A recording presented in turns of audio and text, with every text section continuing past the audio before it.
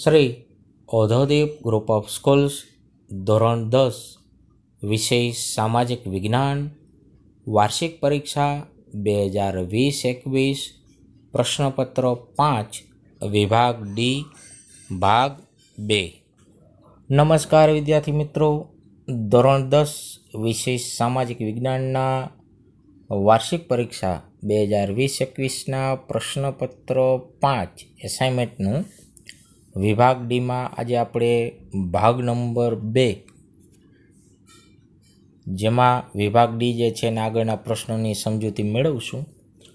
વિભાગ ડીમાં આપણે પ્રશ્નો 46થી 48ની સમજૂતી મેળવી। આજે આપણે પ્રશ્નો 49 જે છે 49નો પ્રશ્ન અહીંયા આપણને આપેલો છે। ગ્રાહક જે છે ગ્રાહકનું શોષણ કઈ રીતે થાય છે તે જણાવો, અથવા ગ્રાહકનું શોષણ બજારમાં કઈ રીતે થાય છે, તો આ વિવિધ રીતે શોષણ થવા લાગ્યું હોય તેવા વિધાનવાળા પ્રશ્ન જે છે એની સમજૂતી મેળવીએ। તો જોઈએ એના પ્રશ્નના જવાબ જે છે એનામાં ઉત્પાદકો અને વેપારીઓ દ્વારા ગ્રાહક જે છે એનું વિવિધ પ્રકારે શોષણ થતું હોય છે। તો અહીંયા પેલું જે છે અહીંયા આપેલું છે કે ઓછું તોલમાપ જે છે ઓછું તોલમાપ દ્વારા એનું શોષણ જે છે થતું હોય છે। તો એ કોઈ પણ ચીજ વસ્તુ જે છે ચીજ વસ્તુની પૂરી કિંમત ચૂકવ્યા પછી પણ વેપારી જે છે વેપારી તોલમાપના વજનમાં ના ત્રાજવામાં કે યંત્ર સાથે ચેડા કરી ગ્રાહક જે છે ગ્રાહકને ઓછા વજનની વસ્તુઓ જે છે આપે છે, અથવા પેકિંગ ઉપર લખ્યું હોય એના કરતાં ઓછા માપ જે છે માપવાળી ચીજ વસ્તુઓ આપે છે। તો આવી રીતે ગ્રાહક જે છે એનું શોષણ થઈ શકે છે। પછી બીજી વસ્તુમાં વાત કરીએ તો કે હલકી ગુણવત્તાવાળો માલ કે સેવા, કોઈ વસ્તુ જે છે વસ્તુની ગુણવત્તા હલકી હોય, ભેળસેળવાળી હોય, કૃત્રિમ કે નકલી માલ હોય, અંતિમ તિથિ તારીખ પૂરી થઈ ગઈ હોય એવી કોઈ વસ્તુઓ, દવાઓ, સૌંદર્ય પ્રસાધન કે અન્ય વપરાશી ચીજ વસ્તુઓનું વેચાણ કરી અને વેપારી જે છે ગ્રાહકનું શોષણ જે છે કરતા હોઈએ છે। પછી વસ્તુ જે છે વસ્તુની કિંમત જે છે એ વધુ કિંમત મેળવી એની ઉપર છપાયેલી કિંમત જે છે એ કે વ્યાજબી કિંમત કરતાં વધારે કિંમત જે છે લઈ અને ગ્રાહક જે છે એનું શોષણ કરતા હોય છે। વ્યક્તિના આરોગ્યને હાનિકારક વસ્તુઓ જે છે તો એના દ્વારા પણ શોષણ કરી શકતા હોય છે। વ્યાજબી જે છે વ્યાજબી નફા ઉપરાંત વધુ નફો મેળવવાની લાલચે ખાદ્ય પદાર્થમાં ભેળસેળ કરી વેપારી ગ્રાહકોના આરોગ્યને પણ નુકસાન પહોંચાડે છે। તો કે આરોગ્યને નુકસાન થાય એ ભેળસેળવાળી વસ્તુ જે છે આપી દે છે અને એના કારણે ગ્રાહક જે છે એનું શોષણ પણ થાય છે અને વેપારી જે છે વેપારીને નફો જે છે નફો થતો હોય છે। આ ઉપરાંત પેટ્રોલ, ડીઝલ, કેરોસીન વગેરેમાં ભેળસેળ કરીને તેના વિક્રેતાઓ ગ્રાહકોનું આર્થિક રીતે શોષણ કરે છે। 5મો પોઈન્ટ જોઈએ આપણે, વેચાણ પછીની અસરકારક સેવાઓ। વસ્તુની ખરીદી કરી હોય તો એ પછીની અસંતોષકારક સેવા જે છે એના કારણે શોષણ થઈ શકે છે, જેમાં મોટર કાર, સ્કૂટર, ઇલેક્ટ્રોનિક ઉપકરણો, AC machine, TV, fridge, tractor જેવી મોંઘી અને વર્ષો સુધી ચાલે એવી વસ્તુઓના વેચાણ પછીની સેવાઓ જે છે એ ગ્રાહકોને ક્યારેક સંતોષકારક પૂરી પાડવામાં આવતી નથી। તો વેચાણ પછીની સેવા જે છે સંતોષકારક હોતી નથી, તો અહીંયા આપણે એનું શોષણ થયું ગણાવી શકીએ છીએ। એ પછી જે છે એ નિર્ધારિત શરતો મુજબ વેચાણ નહીં। કેટલીક વાર લખાણ, નિયત પ્રમાણ અને નિર્ધારિત શરતો ધારાધોરણ મુજબ ચીજ વસ્તુઓ કે સેવાઓ જે છે એ પૂરી પાડવામાં ન આવે અને ગ્રાહક જે છે એનું શોષણ થતું હોય છે। તો દાખલા તરીકે લે કે મોટાભાગના બિલ્ડરો જે છે એ નક્કી કરેલા સમય અને નક્કી કરેલા લખાણ મુજબ જે છે ઘર કે ઓફિસનો કબજો અને એનું બાંધકામ જે છે એ સુવિધા પૂરા પાડતા નથી। તો કે સમય જે નક્કી કરેલો હોય તો એ સમય સાથે પૂરા પાડતા નથી। તો આમ જે છે આમ આપણે ગ્રાહક જે છે એનું શોષણ ગણાવી શકીએ છીએ। પછીનો 7મો મુદ્દોની સમજૂતી મેળવીએ।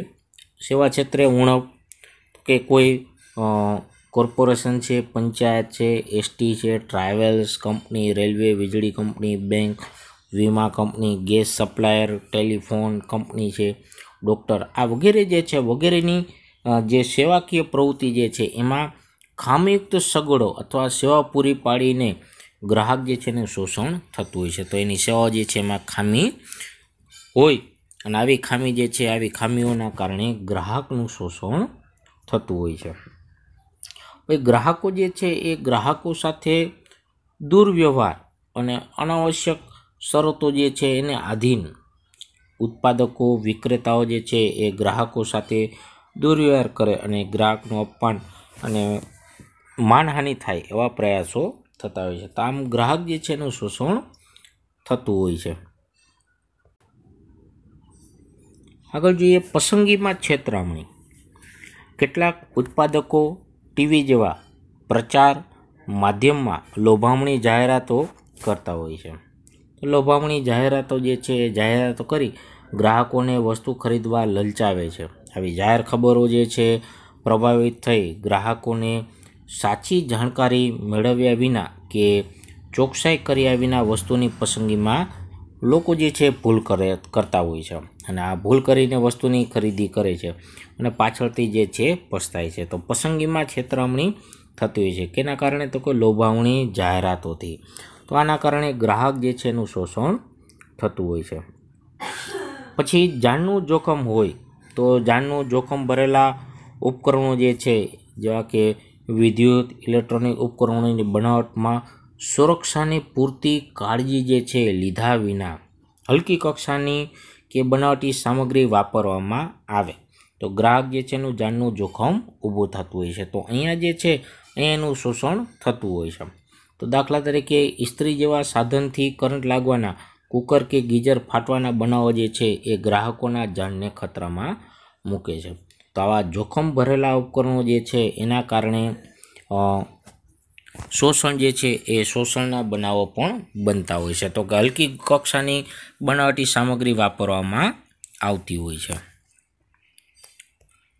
કેટલીક કૃત્રિમ અછતો ઊભી કરીને પણ ગ્રાહક જે છે એનું શોષણ કરવામાં આવે છે.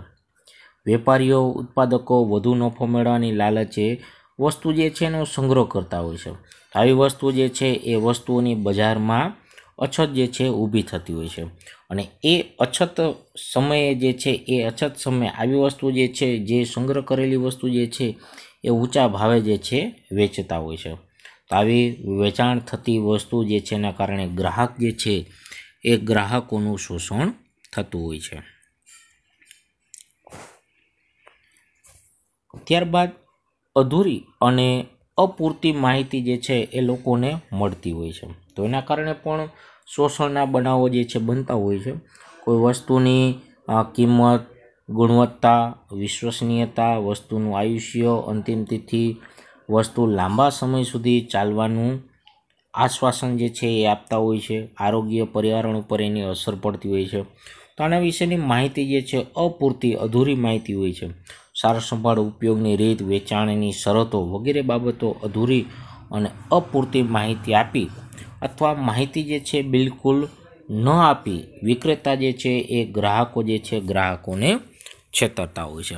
હવે ઘણી બધી અપૂરતી માહિતીના કારણે પણ ગ્રાહકો જે છે ગ્રાહકોનું શોષણ થતું હોય છે. ત્યાર પછી આગળનો પ્રશ્ન જે છે,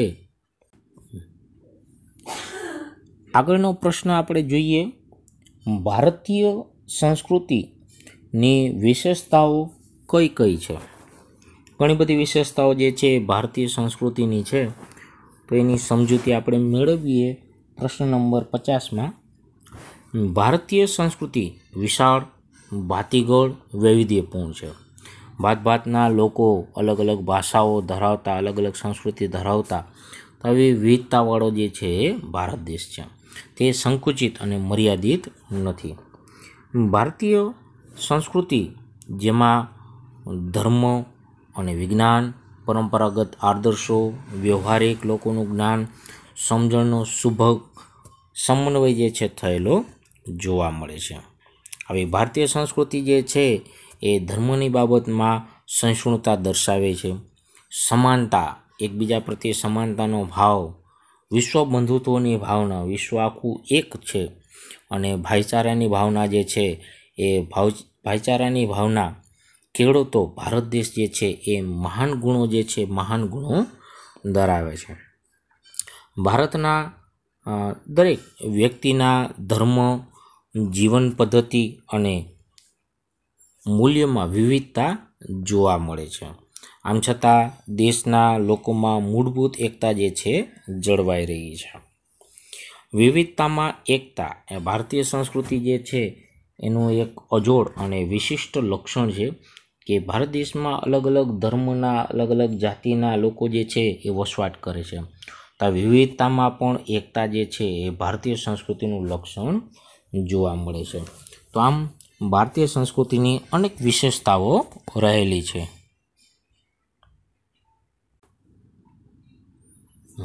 ત્યાર પછી 51મો પ્રશ્ન આપણે જોઈએ 20મા પ્રકરણનો. સાંપ્રદાયિક જે છે એ દૂર કરવાના ઉપાયો અથવા સાંપ્રદાયિક જે છે એને દૂર કરવા કયા કયા પગલાં જે છે ભરવા જોઈએ.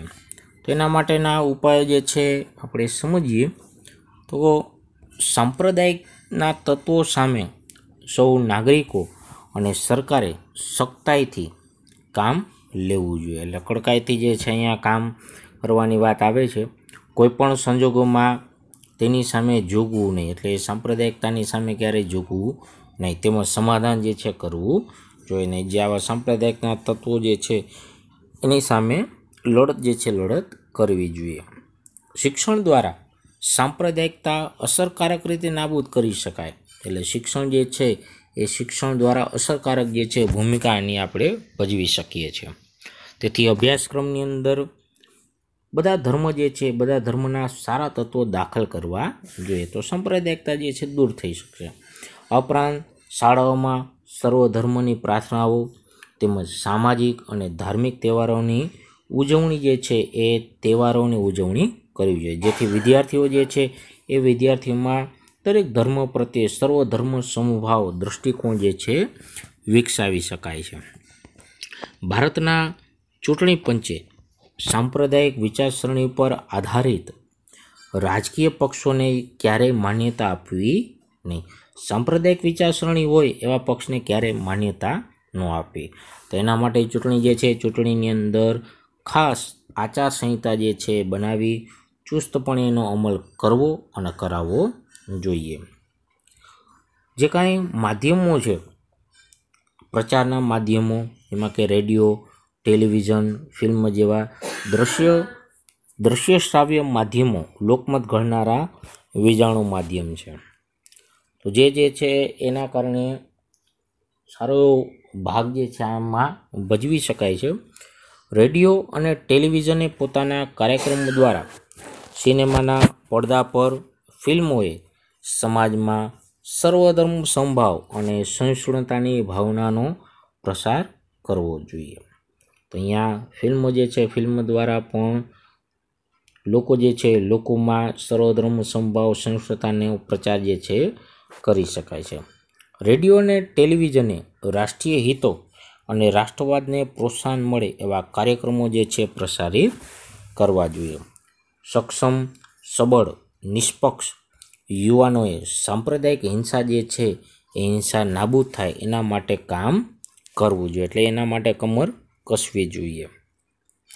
યુવાનોમાંથી સાંપ્રદાયિક ભાવના નાબૂદ થાય તો એમનામાં વૈજ્ઞાનિક દૃષ્ટિકોણ ખીલે એવા શૈક્ષણિક અને સામાજિક પ્રયત્નો જે છે એ પ્રયત્નો કરવા જોઈએ. તો સાંપ્રદાયિક ના પ્રશ્નો જે છે એ દૂર થઈ શકે. સમાજની અંદર રહેલા બુદ્ધિજીવી લોકો છે, રાજકીય નેતાઓ છે, ધર્મ કે સંપ્રદાયના વડા છે, ને સાથે મળી સાંપ્રદાયિકતાને અંકુશિત અને નિર્મૂળ કરવામાં સંનિષ્ઠ પ્રયત્નો જે છે કરવા જોઈએ. ધર્મ, જાતિ, ભાષા અને પ્રદેશથી ઉપર રાષ્ટ્રહિતો અને રાષ્ટ્ર ગૌરવ છે. ધર્મ, જાતિ અને ભાષા અને પ્રદેશથી સૌથી ઉપર જે છે રાષ્ટ્રહિતમાં અને રાષ્ટ્ર ગૌરવ જે છે એ આવે છે. દરેકથી ઉપર રાષ્ટ્રહિત અને રાષ્ટ્ર ગૌરવ આવે છે. તો આવી સમજ જે છે લોકોમાં કેળવી જોઈએ અને એના માટે દેશ માટે, દેશના ગૌરવ માટે એકેય રાષ્ટ્રવાદ અને રાષ્ટ્રીય એકતાની ભાવના મજબૂત બનાવવી જોઈએ. તો આમ સાંપ્રદાયિકતા જે છે એ સાંપ્રદાયિકતાને આપણે દૂર કરી શકીએ છીએ. તો અહીંયા સુધીના પ્રશ્નો જે છે એ પ્રશ્નો 51 જે છે 46 થી 51 પ્રશ્નો 4 માર્કના પૂર્ણ થાય છે. હવે પ્રશ્ન નંબર 52 જે છે એ પ્રશ્ન નંબર 52 એ નકશાનો આવે છે. તો અહીંયા આપણને પ્રશ્ન નંબર 52 જે છે પ્રશ્ન નંબર 52માં નકશો જે છે નકશાના પ્રશ્નો 4 પ્રશ્નો જે છે એમાં 4 માર્કનો નકશો જે છે પૂછાય છે. નકશો ફરજિયાત છે. અહીંયા આપણને એની સંજ્ઞા સૂચિ જે છે એ બનાવેલી છે. 4 પ્રશ્ન આપણને પૂછેલા છે. તો અહીંયા સંજ્ઞા સૂચિની અંદર જોઈએ તો પહેલો પ્રશ્ન જે છે એ લેટેરાઇટ અથવા પડખાઉ જમીનનો પૂછેલો છે. બીજો પ્રશ્ન જે છે આપણને પક્ષીનું અભયારણ્ય નળ સરોવર. ત્રીજો પ્રશ્ન કોફીનું ઉત્પાદન કરતું રાજ્ય કર્ણાટક રાજ્ય. અને ચોથો પ્રશ્ન જે છે એ ખાંડનું ઉત્પાદન કરતું એક કેન્દ્ર નામ સાથે આપણે દર્શાવવાનું છે. તો અહીંયા આપણે પ્રશ્ન જે છે એ પ્રશ્નની સમજૂતી નકશાની સંજ્ઞા સૂચિ જે છે એ પ્રમાણે આપણે સમજીએ.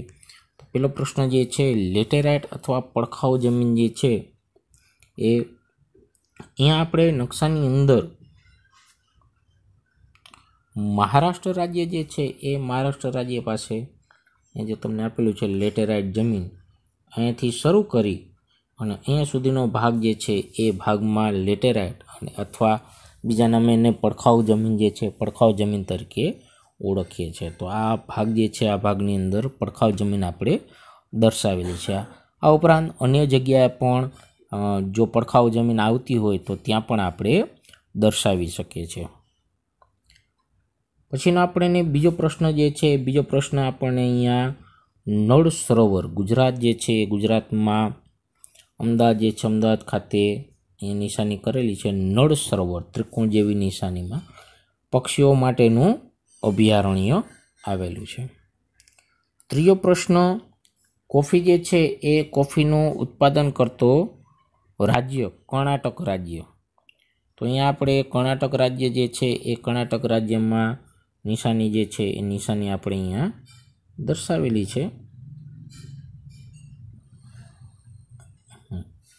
ભાગ જે છે કર્ણાટક રાજ્ય છે અહીંયા નામ અહીંયા આપણે લખેલું છે અને પ્લસની નિશાની જે છે એમાં આપેલી છે. કોફીનું ઉત્પાદન કરતું રાજ્ય કર્ણાટક રાજ્ય. કર્ણાટકનો કુર્ગ પ્રદેશ જે છે કોફીના ઉત્પાદન માટે ખૂબ જ જાણીતો છે. પછી ખાંડનું ઉત્પાદન થતું હોય તો પ્રશ્નો માટે નામ સાથે આપણે દર્શાવવાનું છે. તો ઘણા બધા રાજ્યો જે છે ઘણા બધા રાજ્યની અંદર ખાંડ જે છે એનું ઉત્પાદન થતું હોય છે. તો અહીંયા આપણે ઉત્તર પ્રદેશ જે છે એ ઉત્તર પ્રદેશનું એક કેન્દ્ર ગોરખપુર, બરાબર, આ ગોરખપુર જે છે એ આપણે નામ સાથે દર્શાવેલું છે. ખાંડનું ઉત્પાદન કરતું એક કેન્દ્ર ઉત્તર પ્રદેશ રાજ્ય જે છે ઉત્તર પ્રદેશનું આ ગોરખપુર જે છે એ ગોરખપુર જિલ્લો છે. તો એ જિલ્લો જે છે આપણે દર્શાવેલો છે. તો આમ અહીંયા આપણે આ 4 પ્રશ્નો જે છે એ 4 પ્રશ્નોની આપણે અહીંયા સમજૂતી જે છે અહીંયા નકશા દ્વારા સમજ મેળવી. તો અહીંયા પ્રશ્ન નંબર 52 જે છે નકશાનો અહીંયા પૂર્ણ થાય છે અને વિભાગ ડી જે છે વિભાગ ડીના પ્રશ્નો પણ અહીંયા પૂર્ણ થાય છે. આગળના પ્રશ્નપત્રો માટે આપણે આગળના વિડીયોની સમજૂતી મેળવશું. આભાર.